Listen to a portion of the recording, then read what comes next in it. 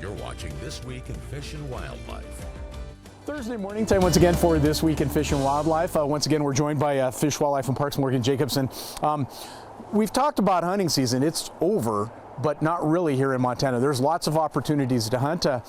Opportunity to hunt some elk right now in what some refer to as shoulder seasons.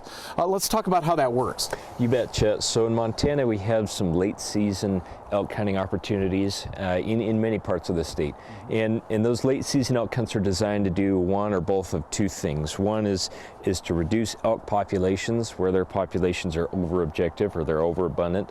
The other thing is to address problematic distributions of elk. So, it's an effort to redistribute elk in places where they're easier to manage and they can cause fewer conflicts with landowners and other issues. So it of course provides an opportunity for hunters, if they want to, take an extra elk, or if they weren't able to harvest an elk during the general season, this is a good opportunity to get out and do that again. There are some certain rules and special considerations for each of these opportunities. I would think the website would be a great place to start. Absolutely. So the best resource for folks is the hunting regulations, which you can download from our website. Another resource is our online hunt planner map, where you can look across a map of Montana by hunting district and find out what rules apply in each hunting district, as well as what license opportunities you need.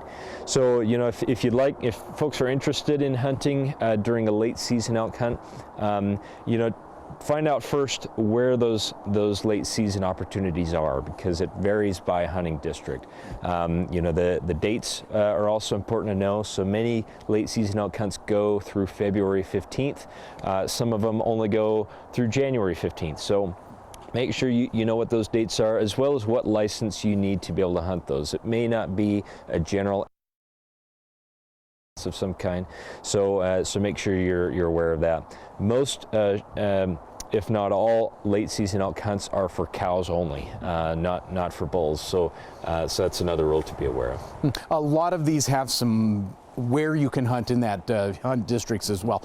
Private lands, whatever. There's some considerations that you need to prepare for before you head out there as well. That's right. So most late season elk hunts are either on private lands only, or off national forest lands. Mm-hmm. So those two are the most common rules that you'll find. So make sure it's primarily a private land hunt opportunity, mm-hmm. and so private landowner permission is required for hunters when they're going to be hunting on private lands. So it takes a little bit of planning, a little bit of preparation, to be able to participate in this opportunity.